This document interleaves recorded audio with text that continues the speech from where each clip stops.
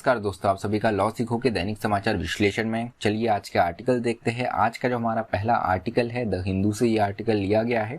ये master the roster system के बारे में बात करता है कि कैसे जो हमारे देश के मुख्य न्यायाधीश है उनके पास में कई ऐसी शक्तियां हैं जिसका गलत इस्तेमाल भी किया जा सकता है। हाल ही में एक सुओ मोटो जो प्रोसीडिंग चल रही थी, जो कि बात करती थी कि जुडिशरी के अगेंस्ट एक पूरा षड्यंत्र चल रहा है, साजिश चल रही है, ये प्रोसीडिंग बंद हो गई।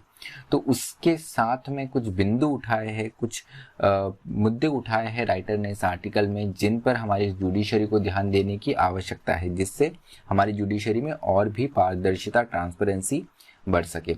उसके बाद में जो हमारा दूसरा आर्टिकल है, ये बच्चों के अधिकार के बारे में है। बच्चों को जैसा शिक्षा का अधिकार मिला राइट टू एजुकेशन एक्ट के अंतर्गत, जिससे जो शिक्षा है वो फंडामेंटल राइट, एक मौलिक अधिकार बन गया बच्चों का। लेकिन शिक्षा मतलब आज सिर्फ किताबों तक सीमित नहीं है, खेल कूद भी इसका एक बहुत महत्वपूर्ण हिस्सा है। तो उसी के बारे में ये आर्टिकल बात करता है कि खेल के मैदान जो है ये हक है बच्चों का होना, ये अधिकार है बच्चों का होना। तो उस मुद्दे पर यह आर्टिकल बात करता है। उसके बाद में जो हमारा तीसरा आर्टिकल है कि ये खाद्य सुरक्षा अधिनियम के बारे में है कि क्या इसमें अभी कुछ बदलाव की गुंजाइश है, क्या कुछ संशोधन की गुंजाइश है। तो चलिए हम आगे बढ़ते हैं। उससे पहले लॉ सीखो का क्लैट के लिए ये हमारा कोर्स है जिसका नाम है प्रोजेक्ट मैवरिक। ये ऑलमोस्ट एक फ्री कोर्स है जिसको आप 100 रुपये में खरीद सकते हैं। तो अगर आप क्लैट की तैयारी कर रहे हैं तो ये कोर्स आपके लिए काफ़ी ज़्यादा मददगार हो सकता है। उसके अलावा जुडिशरी के लिए न्यायिक परीक्षा जो होती है हमारी, उसके लिए हमारे पास में जो कोर्स है उसका नाम है लॉर्ड ऑफ द कोर्सेस। ये भी आपकी तैयारी में काफ़ी ज़्यादा सहायता कर सकता है अगर आप एक जज बनना चाहते हैं तो। उसके बाद में लिमिटेड इंसॉल्वेंसी एग्जामिनेशन, ये हमारा एक नया कोर्स है। अगर आपकी इस विषय में रुचि हो तो आप इसकी जानकारी हमारी वेबसाइट से ज़रूर ले सकते हैं। तो चलिए आज का MCQ देखते हैं। वह यह है कि अमेजोनिया 1 सैटेलाइट जो है निम्न में से किस देश से ताल्लुक रखता है, किस देश का ये है। तो आपका ऑप्शन ए है इंडिया, ऑप्शन बी है ब्राजील, ऑप्शन सी है चिले या ऑप्शन डी वेनेजुएला। जो भी आपका उत्तर हो कमेंट बॉक्स में जरूर लिखिएगा। तो चलिए आज का वर्णनात्मक प्रश्न देखते हैं। वो यह है कि मास्टर ऑफ द रोस्टर प्रणाली ये क्या है। हमारे इंडियन जुडिशरी जो हमारी भारतीय न्याय प्रणाली है उसके संदर्भ में आपको बताना है और इससे कौन कौन से मुद्दे जुड़े हुए हैं, इसके बारे में भी आपको एक विस्तृत चर्चा करनी है 250 शब्दों में। तो चलिए जो हमारा पहला आर्टिकल है मास्टर एंड द रोस्टर के बारे में। तो supreme court has closed enquiring into a conspiracy that threaten independency of judiciary. तो जुडिशरी के द्वारा आज से कुछ वर्ष पूर्व एक केस स्टार्ट किया गया था जो कि बात कर रहा था कि जुडिशरी के अगेंस्ट एक पूरी साजिश चल रही है। तो उसी को देखते हुए ये प्रोसीडिंग और इंक्वायरी चालू की गई थी, लेकिन इसको हाल ही में सुप्रीम कोर्ट द्वारा बंद कर दिया गया है। तो यहाँ पर बहुत सी फेल्ड अपॉर्चुनिटी है, ऐसे बहुत से मुद्दे हैं जिनको उठाया जा सकता था। सबसे पहले fail to recognise root of many problem, कि जो बहुत सी समस्याएं हैं उसकी जड़ क्या है, यही पकड़ने में कहीं ना कहीं हम अभी अक्षम रहे हुए हैं। जैसे उदाहरण के लिए बताया है कि चीफ जस्टिस ऑफ इंडिया जो है उनके पास में मास्टर ऑफ द रोस्टर की एक शक्ति है, जिसमें वो अपने अधिकार क्षेत्र में ये आता है कि कौन सा केस किस बेंच किस जज के पास में जाएगा, वो ये अपने डिस्क्रिशन पे अपने विवेक पर दे सकते हैं। अब इसके लिए ऐसा कोई मैकेनिज्म नहीं है कि जहां पर वो अपना रीजनिंग दे सके। उदाहरण के लिए जब चीफ जस्टिस ऑफ इंडिया जो हमारे पूर्व चीफ जस्टिस ऑफ इंडिया है रंजन गोगोई जी, इन पर सेक्सुअल हरासमेंट का जब एक्यूजेशन लगा था, जब इन पे यहाँ पर एलिगेशन लगा था, तो इन्होंने खुद ही यहाँ पर किस बेंच को ये मैटर जाना चाहिए ये उन्होंने खुद डिसाइड किया था। तो यहाँ पर उन्होंने सो मोटो प्रोसीडिंग स्टार्ट कर दी थी। अभी अगर हम नेचुरल जस्टिस के प्रिंसिपल्स देखें तो उसमें आप अपने खुद के केस में जज नहीं हो सकते हैं। तो इस पर्टिकुलर प्रिंसिपल का सिद्धांत का ये एक बहुत बड़ा वायलेशन था अपने आप में, जिसकी काफ़ी ज़्यादा आलोचना की गई। उसके साथ में with chief justice of India as sole master of roster any executive seeking to influence the Supreme Court needs only a plain chief justice of India. तो बहुत महत्वपूर्ण बात की गई है कि यहाँ पर मास्टर ऑफ रोस्टर के साथ में इनके पास में कई और भी ऐसी शक्तियाँ हैं जो कि काफ़ी महत्वपूर्ण है। तो अगर आपके पास में एक कभी ऐसा मौका ना आए, लेकिन अगर ऐसा मौका आ जाता है कि जब आपके देश में जो न्यायाधीश है, मुख्य न्यायाधीश है, ये काफ़ी लचीले, काफ़ी सॉफ्ट नेचर के हैं, जिनको आराम से दबाया जा सकता है, तो यहाँ पर एग्जीक्यूटिव जो है, कार्यपालिका जो है, वो उनका काफ़ी ज़्यादा गलत इस्तेमाल कर सकती है।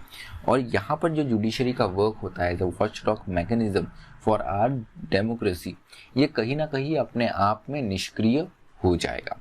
उसके साथ में B.R. अम्बेडकर जो है हमारी ड्राफ्टिंग कमेटी के चेयरपर्सन रह चुके हैं, चेयरपर्सन थे, तो उन्होंने भी कहा है कि चीफ जस्टिस जो है ये हमारे जैसे ही कॉमन मनुष्य है, जिनके सेंटिमेंट्स होते हैं, फीलिंग होते हैं, अपने कुछ प्रिजुडाइसेस होते हैं, तो यहाँ पर उनके द्वारा भी एरर हो सकता है। तो हम जब भी इनको शक्तियाँ दे रहे हैं तो हमें इन सारी चीज़ों का ध्यान देना चाहिए। उसके अलावा कुछ रिलेवेंट जजमेंट है। पहला है Ashok Pande versus Supreme Court of India, जिसमें ये बताया गया कि master of the roster is chief justice exclusive power. तो चीफ जस्टिस जो है उनकी ये एक्सक्लूसिव पावर है। उसके अलावा Shanti Bhushan versus Supreme Court of India, इनका भी 2018 का केस है, जिसमें बताया गया कि मास्टर ऑफ द रोस्टर का जो पावर है ये सिर्फ चीफ जस्टिस ऑफ इंडिया का है, ये कोलिजियम का पावर नहीं है। तो यहाँ पर हम इसे एज ए कोलिजियम इंटरप्रेट नहीं कर सकते। कोलिजियम वो जजेस का समूह होता है जिसमें 5 सीनियर मोस्ट जजेस होते हैं। तो चलिए, क्या ज़रूरत है हमको न्यायिक सुधारों की? जो सबसे पहला है वो ये है कि formation of collegium system in response to Indira Gandhi punitive transfer of high court जजेस एंड सुपरसीडिंग ऑफ जज of appoint chief justice of India. तो इंदिरा गांधी के अगेंस्ट जब इलेक्शन पिटीशन लगाई गई थी राजनारायण के द्वारा, तो यहाँ पर इंदिरा गांधी वो केस हार गई थी। उसके बाद में ही ऐसी स्थिति बनी थी कि उनको प्रधानमंत्री की कुर्सी छोड़ने तक पढ़ने की एक पूरी ज़रूरत यहाँ पर पड़ गई थी। उसके चलते ही हमारे देश में इमरजेंसी लगी। तो यहाँ पर बताया गया है कि जिस तरीके से उस समय सरकार के हाथ में था कि वो जजेस का अपॉइंटमेंट करे, तो जस्टिस रे का अपॉइंटमेंट एक बहुत बड़ा यहाँ उदाहरण है। तो उसी को देखते हुए यहाँ पर कहीं ना कहीं इसका गलत इस्तेमाल हो सकता है, इसीलिए कॉलेजियम सिस्टम आया। लेकिन जो कॉलेजियम सिस्टम है वो भी कहीं ना कहीं अपने आप में इतना प्रभावी नहीं दिख रहा है। जस्टिस गोगोई का अगर उदाहरण ले तो इनने रिटायरमेंट जैसे ही लिया वैसे ही इनको राज्यसभा में सीट नामांकित हो गई, जो कि अपने आप में एक बहुत बड़ा निशान है। तो यहाँ पर बात की गई है privilege of master of roster is an unchecked power. तो आपके पास में मास्टर ऑफ रोस्टर का जो पावर है ये तो ऐसा हो गया कि जब तक आप ऑफिस में हैं तो यहाँ पर कहीं ना कहीं गुंजाइश है कि आपके द्वारा भ्रष्टाचार हो सकता है, कहीं ना कहीं कार्यपालिका को फेवर किया जा सकता है। उसके बाद में जब आप बाहर आओगे इस सिस्टम के, तो कार्यपालिका आपके लिए कोई ना कोई एक पोस्ट जो है, एक जॉब जो है, एक अपॉइंटमेंट है, वो सिक्योर करके रखेगा। तो जुडिशियल सुधारों की अगर बात करें, न्यायिक सुधारों की बात करें, तो वहाँ पर एक कूलिंग पीरियड रहना चाहिए। जैसे आप रिटायरमेंट होते तो आप एकदम वैसे ही कोई भी अपॉइंटमेंट या पोस्ट या जॉब ना ले सके, एक कूलिंग ऑफ पीरियड होना चाहिए। उसके बाद में ही आप उसे ले सकते हैं। उसके बाद में power of master of roster जो है इसको डाइवर्सिफाइड होना चाहिए, इसका डिसेंट्रलाइजेशन होना चाहिए, या तो इसका विकेंद्रीकरण होना चाहिए। जैसे कॉलेजियम के पास में ये पावर मिल सकती है, जो कि शांति भूषण जो केस में जो था, इसमें इस मुद्दे की बात भी की गई थी, ये सुझाव भी दिया गया था। तो चलिए, सरकार के द्वारा हाल ही में जो कॉलेजियम सिस्टम था इसकी खामियों को देखते हुए एक नया एक्ट लाया गया, एनजैक नेशनल जुडिशियल अपॉइंटमेंट कमीशन का एक्ट।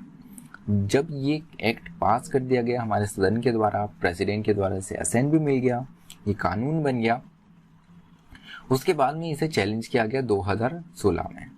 तो 2016 अक्टूबर में सुप्रीम कोर्ट के पास में जब ये केस गया तो सुप्रीम कोर्ट ने इसको स्ट्रेट अवे स्क्रैप कर दिया और इसे अनकॉन्स्टिट्यूशनल बता दिया।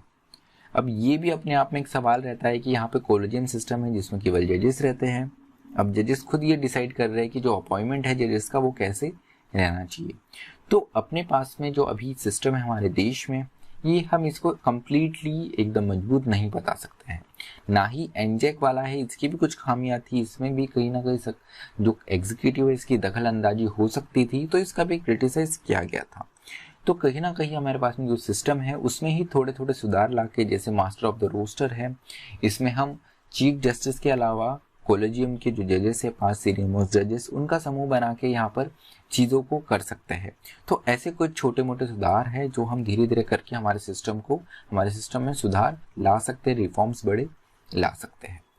चलिए, दूसरा आर्टिकल जो है ये बच्चों के अधिकारों के बारे में है। जैसे खेलकूद है, ये बच्चों का अधिकार है। खेलकूद है तो खेलकूद के लिए हमें ज़रूरत है कि प्लेग्राउंड्स चाहिए।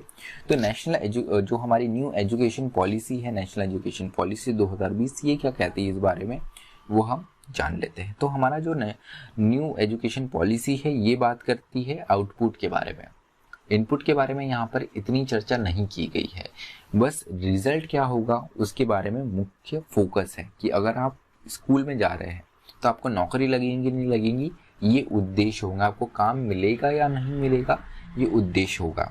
तो यहाँ पर कुछ इसके दुष्परिणाम भी हो सकते हैं।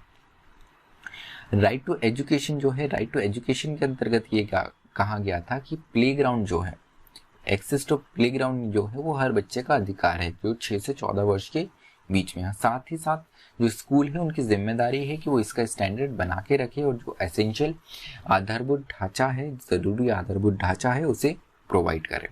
तो यहाँ पर जो बात कही गई है वो ये है कि राइट टू एजुकेशन एक्ट के अंदर कुछ ऐसे बदलाव किए गए हैं जो कहीं ना कहीं जो गारंटी करता था प्लेग्राउंड का एक्सेस बच्चों के लिए, उसे कमज़ोर करता है।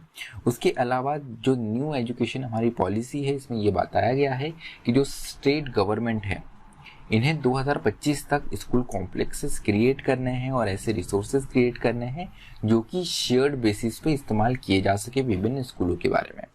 अब राइटर ने यहाँ बताया है कि अर्बन एरियाज में अगर हम देखें तो पहले ही यहाँ पर जो प्लेग्राउंड से वो कम है और ऊपर से आप शेयर्ड रिसोर्सेज की बात कर रहे हैं, तो अपने आप में इसका रिजल्ट क्या होगा कि जहाँ पर आपके पास में पहले ही कमी है उसे आप और शेयर करने की बात कर रहे हैं। तो यहाँ पर national education policy recognises children's play only when it serve teachers in imparting learning. तो जब भी लर्निंग की बात होती है या लर्निंग से जुड़ा हुआ मुद्दा होता है तभी जो है बच्चों का खेलकूद महत्व उसे दिया जाएगा। नेशनल एजुकेशन पॉलिसी का कहीं ना कहीं इस और इशारा है। उसके अलावा United nation convention on the right of the child 1989 का जो कन्वेंशन है उसकी अगर बात करें तो इसमें जो खेलना है, जो खेलकूद है, इसे एक अधिकार माना गया है। चलिए हमारे अंतिम आर्टिकल पे आते हैं जो कि खाद्य सुरक्षा अधिनियम के बारे में है। तो खाद्य सुरक्षा अधिनियम जो है वो 2013 में आया, जिसमें बताया गया कि राइस और जो गेहूं है ये 3 और 2 रुपए किलो पे मुहैया कराया जाएगा जो एलिजिबल हाउस होल्ड रहेंगे उन्हें।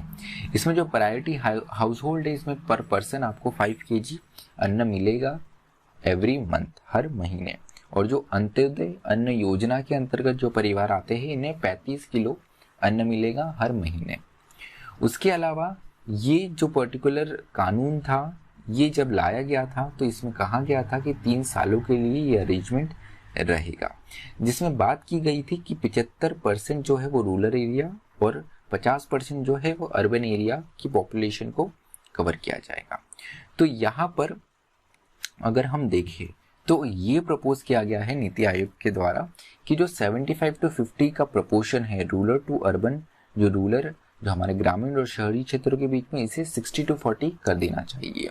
तो इससे प्रभाव ये पड़ेगा कि जो बेनिफिशियरीज है इनका नंबर अपने आप में कम हो जाएगा और ये करीब हो जाएगा 71.62 करोड़। इसका इम्प्लीकेशन ये होगा कि सरकार अपने 47,000 करोड़ जो है वो कहीं ना कहीं बचा पाएंगे, 47,229 करोड़ बचा लेगी, जो कि एक एस्टिमेशन है। उसके अलावा अगर ये अपने आप में वैसा ही बना रहता है तो जो बेनिफिशियरीज का नंबर है ये 81.36 से बढ़ के 89.52 हो जाएगा। तो यहाँ पर हम ये ऑब्जर्व कर सकते हैं कि यहाँ पे इतना सिग्निफिकेंट चेंज नहीं होने वाला है।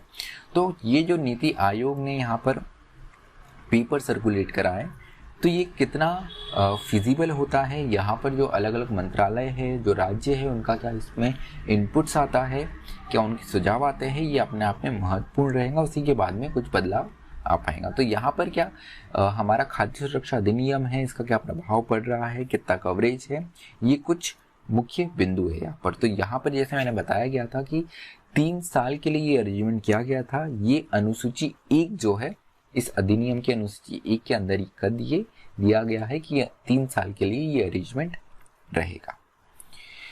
तो चलिए, उसके अलावा इस कानून को और विस्तृत करने के लिए one nation one ration card का कार्यक्रम लाया गया, जिसमें NFSA जो कार्ड होल्डर्स हैं, इन्हें 24 अलग अलग राज्यों में, भले ये पलायन भी करते हैं तो इन्हें दूसरे राज्यों में भी जाते हैं, तो इन्हें उनका राशन मिल पाएगा। तो ये अपने आप में एक बहुत अच्छा कार्यक्रम चलाया गया है। अगर हमारे एग्जाम पॉइंट ऑफ व्यू से ये भी काफ़ी ज़्यादा महत्वपूर्ण बिंदु हो जाता है। तो चलिए, हमारा विश्लेषण आज यही समाप्त होता है। अगर आपको इस वीडियो की PDF चाहिए तो आप हमारे टेलीग्राम चैनल से डाउनलोड कर सकते हैं। अधिक जानकारी के लिए आप हमारी वेबसाइट भी विजिट कर सकते हैं। इसी तरह पढ़ते रहिए, मेहनत करते रहिए। धन्यवाद।